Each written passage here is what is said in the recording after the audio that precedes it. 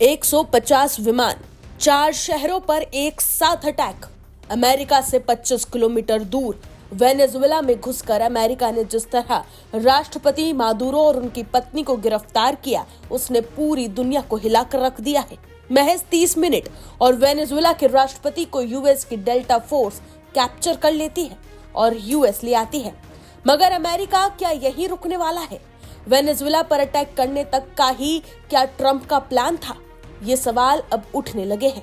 Venezuela के बाद और किन किन देशों पर यूएसए स्ट्राइक करेगा, ये इस समय का सबसे बड़ा सवाल बन गया है और इसके पीछे कई वजह है, जिसके बारे में हम आपको आगे वीडियो में बताएंगे। मगर सबसे पहले ये जान लेते हैं कि अमेरिका का अगला टारगेट कौन सा देश है और किन 5 देशों पर मंडरा रहा है खतरा। ये भी बताएंगे आपको आगे वीडियो में कि ट्रंप की हिट लिस्ट में एक दोस्त का नाम भी शामिल है और वो कौन है। सबसे पहले शुरुआत करते हैं, who is next target of Trump. ये सवाल इसलिए क्योंकि अमेरिका की विदेश नीति जिस तरह से बदलती हुई दिख रही है, उससे कई देशों पर खतरा मंडराने लगा है। अमेरिका का रणनीतिक बदलाव न केवल उसकी भूमिका को नए सिरे से परिभाषित कर रहा है, बल्कि उसके पड़ोसी देशों और दुश्मनों में सुरक्षा और कूटनीतिक चुनौतियों को जन्म दे रहा है। अमेरिका के घरेलू और अंतर्राष्ट्रीय संकेत जो बताते हैं कि उसकी विदेश नीति कुछ और देशों पर केंद्रित हो सकती है, वो खासकर ऐसे देश होंगे जिनका अमेरिका से मतभेद या वैचारिक टकराव रहा है। इसमें सबसे महत्वपूर्ण संभावित लक्ष्य के रूप में ईरान का नाम सबसे पहले सामने आ रहा है। कुछ एक्सपर्ट्स के अनुसार ट्रंप प्रशासन पहले ही ईरान के खिलाफ सैन्य कार्रवाई की धमकी दे चुके हैं और पिछले सप्ताह उसने ईरान पर नजर रखने की बात भी कही। ऐसे में आशंका ये है कि अगर अमेरिका को लगता है कि उसकी सुरक्षा या ऊर्जा हितों पर कोई प्रत्यक्ष खतरा है, तो वो मध्य पूर्व में एक्शन लेने से नहीं हिचकेगा। अमेरिकी राष्ट्रपति ट्रंप ने कुछ दिन पहले ही ईरान को लेकर एक बड़ा बयान भी दिया था।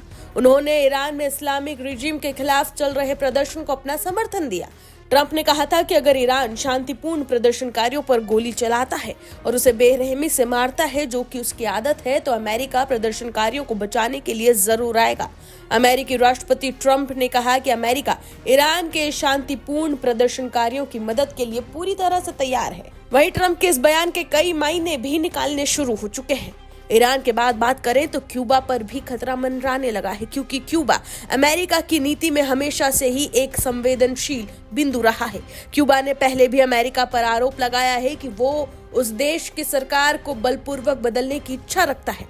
वो ट्रंप के टारगेट पर इसलिए भी है क्योंकि वेनेजुएला के मामले में क्यूबा का समर्थन मादुरो को ऊर्जा और सैन्य सहायता में काफी रहा है। क्यूबा का मानना है कि अमेरिका ये कदम केवल तख्तापलट नहीं, बल्कि लंबे समय से चले आ रहे प्रभाव की इच्छा का परिणाम है। वहीं अमेरिकी राष्ट्रपति ने क्यूबा पर निशाना साधते हुए कहा कि क्यूबा एक नाकाम देश है। क्यूबा के बाद बात करें तो कोलंबिया पर भी खतरा है। माना जा रहा है कि वो भी टारगेट हो सकता है, क्योंकि कोलंबिया लैटिन अमेरिका का देश है और उसने जब ट्रंप का विरोध किया तो ट्रंप ने वहां के राष्ट्रपति को सीधे सीधे कहा कि वो पहले खुद को देखे और फिर दूसरों को। पड़ोसी देश मैक्सिको का जिक्र करते हुए अमेरिका ने कहा कि वहां ड्रग कंट्रोलर्स का शासन चल रहा है, ऐसे में हमें वहां भी कुछ करना होगा। इन सभी देशों के अलावा डेनमार्क और ग्रीनलैंड जैसे यूरोपीय क्षेत्र भी हिट लिस्ट में हैं। ग्रीनलैंड के मामले में अमेरिकी राष्ट्रपति ट्रंप ने बार बार ये सुझाव दिया कि वो ग्रीनलैंड को अमेरिका का हिस्सा बनाना चाहते हैं। इस बयान ने डेनमार्क के साथ कूटनीतिक तनाव पैदा कर दिया।